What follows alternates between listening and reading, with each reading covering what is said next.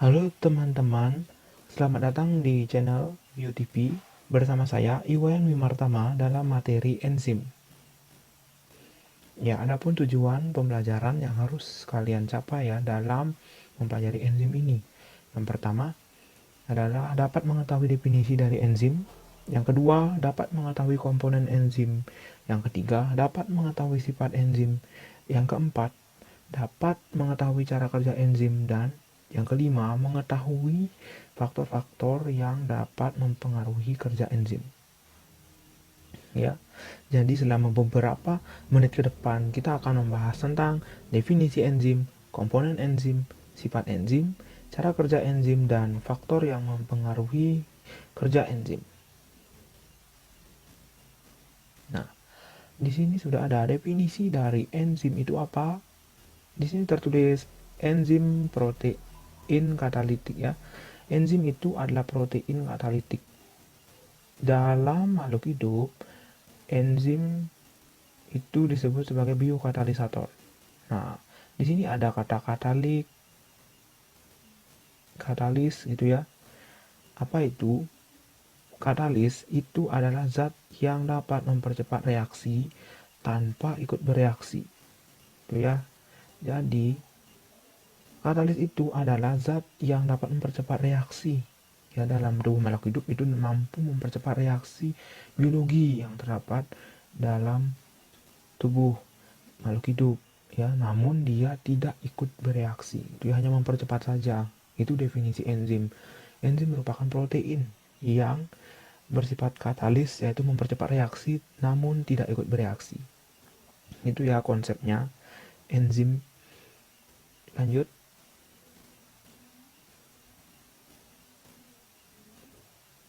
Ada komponen enzim. Oke, komponen enzim itu ada enzim yang sederhana dan ada enzim yang kompleks.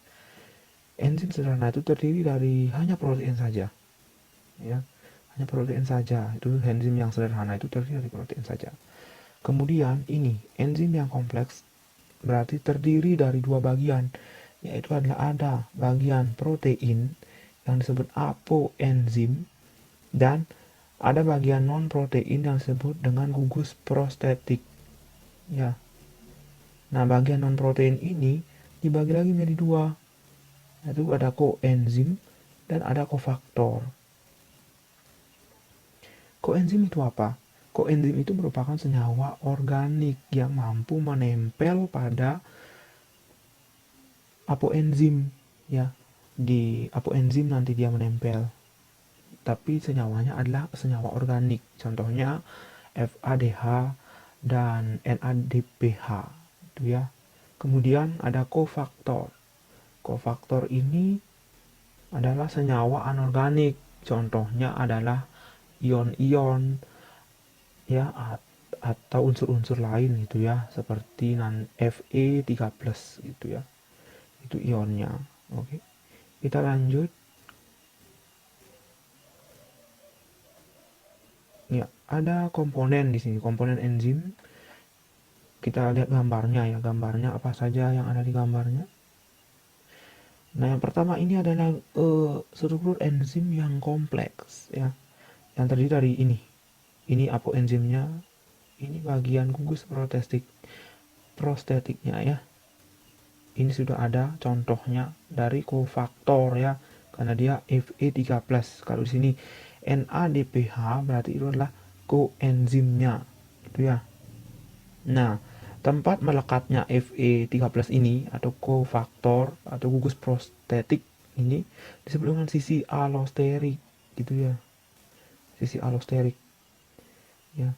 Dalam apoenzim itu, dalam enzim kompleks, apoenzimnya terdiri dari dua, yaitu sisi aktif dan sisi alosterik. Sisi aktif itu digunakan untuk mengikat substrat gitu, mengikat substrat supaya menjadi produk gitu ya.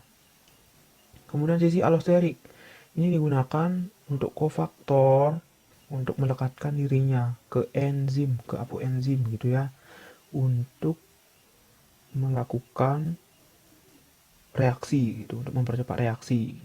Nah, di sini ada inhibitor juga. Nanti kita akan bahas apa itu inhibitor ya. Oke. Itu saja dulu dari enzim yang kompleks strukturnya. Nah, kemudian sifat-sifat enzim, ya. Enzim itu adalah protein. Jadi sifat-sifatnya itu mirip-mirip seperti protein. Yang pertama, enzim itu dipengaruhi oleh pH dan suhu. Ya, sudah jelas ya. Nanti kita akan bahas bagaimana kalau pH-nya tinggi, bagaimana pH-nya rendah, bagaimana suhunya tinggi, bagaimana suhunya rendah, nanti kita akan bahas itu. Kemudian enzim bekerja secara spesifik gitu ya. Jadi dia tidak sembarangan. Dia tidak sembarangan mengambil substrat gitu ya. Spesifik dia. Gitu. Misalnya kalau enzim lipase gitu ya, berarti dia langsung mengikat substratnya lemak. Gitu. Kalau dia karbohidrat nggak akan mau dia karena sisi aktifnya berbeda gitu ya. Nanti kita akan lihat nanti lebih dalam. Kemudian enzim bekerja secara bolak-balik. Ya. Jadi reaksi dalam enzim itu dia reaksinya bolak-balik. Jadi reaksinya itu bisa kembali lagi gitu. Ya, karena enzim tidak ikut bereaksi dalam bereaksi dengan substrat itu ya. Dan jadi enzim akan balik lagi keadaan semulanya gitu. Enzim lagi. Jadi bolak-balik dia gitu. Reaksinya itu dua arah jadinya gitu. Kemudian enzim diperlukan dalam jumlah sedikit ya, hanya perlu sedikit enzim saja untuk mempercepat reaksi ya. Oke, kemudian ada enzim dapat bereaksi dengan substrat asam maupun basa ya. Ini tentu ya, kan ada enzim-enzim di lambung kita yang suasananya asam dan ada di usus halus kita yang suasananya basa ya. Enzim itu berupa koloid ya, jadi bukan larutan, bukan suspensi gitu ya. Jadi enzim ini koloid, dia itu kayak gel gitu dia. Gel tidak cair tapi tidak cair maupun tidak padat, itu dia berada di tengah-tengah gitu ya, seperti gel. Oke, enzim dapat digunakan secara berulang kali ya. Itu ciri-cirinya karena dia reaksinya dua arah gitu, jadi dia bisa mempercepat reaksi dan dia juga tidak ikut dalam reaksi gitu ya. Itu adalah ciri-ciri enzim ya. Silakan dicermati baik-baik karena nanti kita akan latihan soalnya. Oke, next. Kemudian mekanisme kerja enzim ya. Enzim mempercepat reaksi dengan menurunkan energi aktivasi. Energi aktivasi adalah energi awal untuk memulai reaksi itu ya. Jadi bisa lihat di grafik ini ya. Jadi dia yang pertama, yang merah ini, grafiknya sangat tinggi sekali energi aktivasinya. Nah, dengan bantuan enzim, energi aktivasi menjadi lebih rendah ketimbang tanpa enzim. Jadi ya, itu cara kerja dari enzim gitu. Nah, ini mekanismenya. Bagaimana mekanismenya? Ada substrat dengan enzim. Dia akan menghasilkan dulu kompleks enzim dan substrat, dan kemudian dia menghasilkan enzim dan produknya, produk dengan enzim gitu ya. Jadi dia bolak-balik nih. Nah, kurang panah bolak-balik sini ya gitu. Nah, ini dia teori cara kerja enzim. Yang pertama, teorinya itu adalah lock and key teori, atau yang bisa disebut dengan teori gembok dan kunci. Yaitu enzim diumpamakan sebagai gembok, memiliki bagian yang dapat berikatan dengan substrat. Bagian ini disebut dengan sisi aktif, sementara itu substrat diumpamakan sebagai kunci yang dapat berikatan secara pas dengan sisi aktif enzim gitu ya. Jadi si enzimnya diumpamakan sebagai gemboknya dan si substratnya di sini diumpamakan sebagai kuncinya gitu ya, supaya pas ini ya. Di sisi aktifnya ini substratnya itu, jadi harus pas dia sisi aktif enzim dengan substratnya supaya dia bisa seperti ini, terkunci seperti ini ya.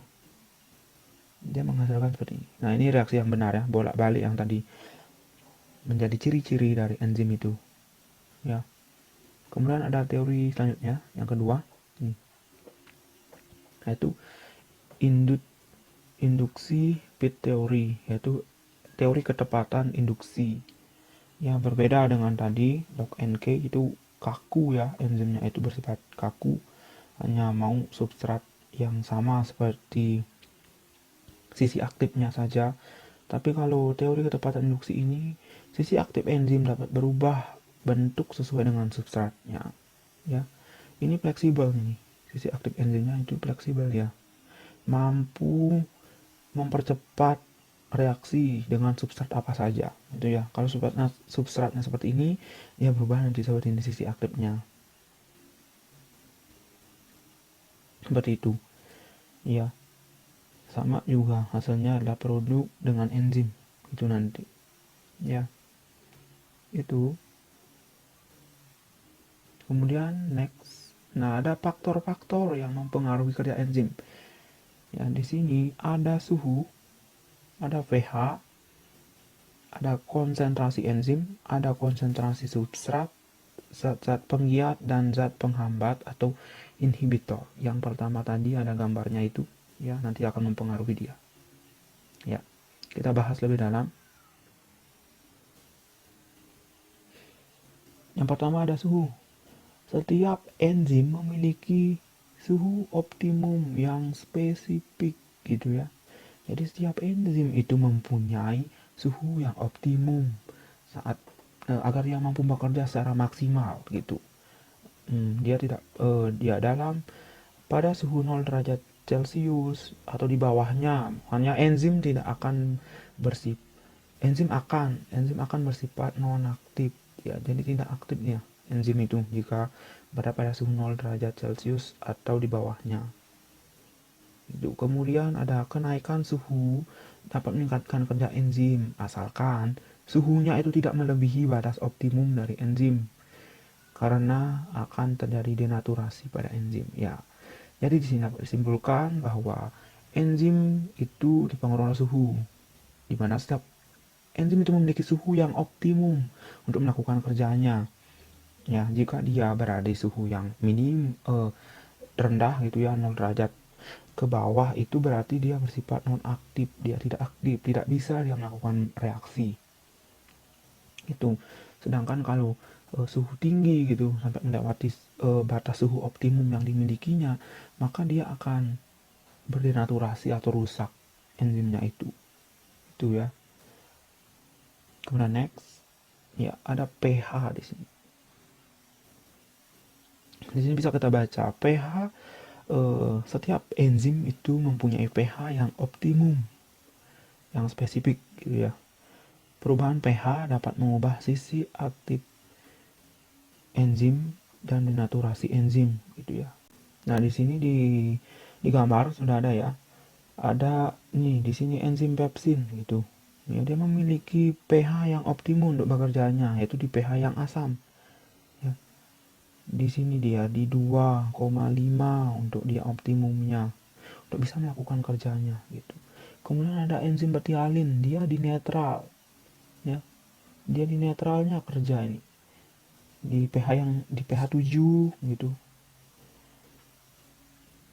Kemudian ada tripsin, enzim tripsin ya, dia akan bekerja secara optimal dalam keadaan yang basah. Itu. Ini ya, 12 ke atas pH-nya.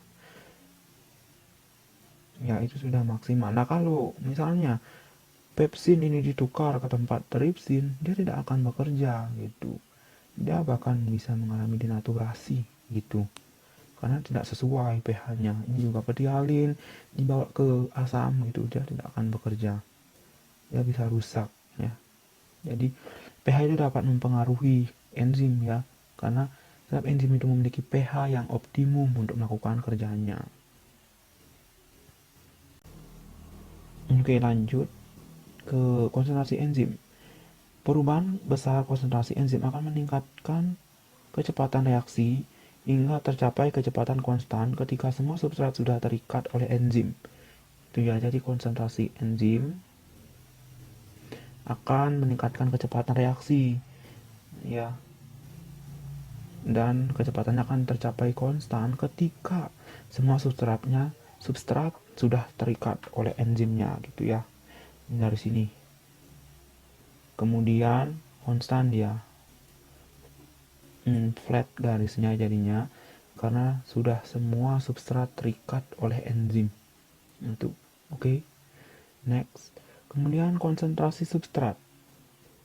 Bertambahnya konsentrasi substrat dapat dalam suatu reaksi akan meningkatkan kecepatan reaksi jika jumlah enzim dalam reaksi tersebut tetap. Peningkatan kecepatan reaksi akan terus bertambah hingga tercapai kecepatan konstan ketika semua enzim mengikat substrat. Nah, itu sama lagi ya.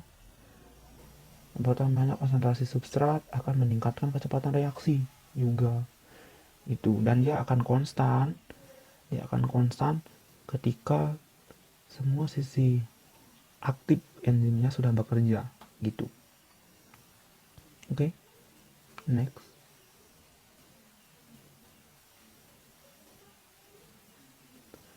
Kemudian ada zat-zat penggiat atau aktivator atau kofaktor tadi. Ya. Fungsi aktivator adalah memacu dan mempercepat reaksi enzim. Ya, contoh-contoh dari aktivator yaitu garam-garam. Ya, yang biasanya dari garam, logam, alkali. Ya, yang encer ini ya konsentrasinya 2% hingga 5%. Dan ion logam yaitu kalsium, magnesium, Ni, Mn, dan Cl ya. Biasanya aktivator atau kofaktor tadi ini akan menempel pada sisi alosterik ya, yang tadi sudah kita bahas itu ya. Oke, next. Nah, yang terakhir ini ya, itu adanya yang mempengaruhi enzim adalah adanya zat-zat penghambat atau yang disebut dengan inhibitor. Inhibitor itu ada dua, yaitu inhibitor kompetitif dan non kompetitif. Ya, apa itu? Mari kita bahas. Inhibitor kompetitif adalah inhibitor yang berikatan secara kuat pada sisi aktif enzim. Inhibitor kompetitif dapat dihilangkan dengan cara menambah konsentrasi dari substrat. Ya, jadi dari katanya itu kompetitif ya. Berarti dia bersifat kompetisi dia. Bersifat kompetisi dia dengan substrat. Ya, antara penghambat dan substrat ini sama dia. Gitu. Nanti si penghambat ini nanti dia akan berusaha untuk secepat mungkin berikatan dengan enzim sehingga substratnya ini tidak dapat ya, tidak dapat dia berikatan dengan enzim gitu ya. Jadi tapi inhibitor kompetitif ini dapat dihilangkan itu ya dengan cara menambah konsentrasi substrat itu ya. Oke, lanjut ke inhibitor yang kedua, yaitu inhibitor non kompetitif. Inhibitor kompetitif adalah non kompetitif adalah inhibitor yang terikat pada sisi selain sisi aktif enzim, bisa jadi sisi alosterik. Inhibitor ini dapat mengakibatkan sisi aktif enzim berubah sehingga si substrat tidak dapat berikatan dengan sisi aktif enzim. Inhibitor non-kompetitif tidak bisa dihilangkan dengan penambahan konsentrasi substrat. Contoh inhibitor non-kompetitif itu adalah ion Ag+, Hg+, dan ion Pb2+. Itu ya. Nah, jadi si non-kompetitif ini dia tidak berkompetisi dengan substrat gitu, tetapi dia langsung saja mencari bagian selain sisi aktif enzim gitu untuk ditempelinya, yaitu bagian alosteriknya, sisi alosterik enzim biasanya yang akan ditempeli oleh si inhibitor non kompetitif ini gitu, sehingga dia tidak akan menghasilkan produk dalam suatu reaksi itu gitu ya, karena ada inhibitor non kompetitif ini gitu. Nah, sayangnya inhibitor non kompetitif ini tidak bisa hilang ketika ketika konsentrasi substratnya ditambah gitu ya. Nah, gini dia. Yang pertama kan dia sudah menempel di sisi alosterik enzim gitu ya. Jadi, kemudian dia mempengaruhi sisi aktif enzim ini agar tidak sama dengan substrat. Itu udah tidak sama dengan substrat, sehingga substrat tidak bisa berikatan dengan enzim, enzim pun tidak bisa berikatan karena beda gitu, sisi aktifnya beda, sehingga tidak terjadi produk dari reaksi tersebut gitu ya. Jadi non kompetitif ini lebih berbahaya ya daripada kompetitif itu sendiri ya.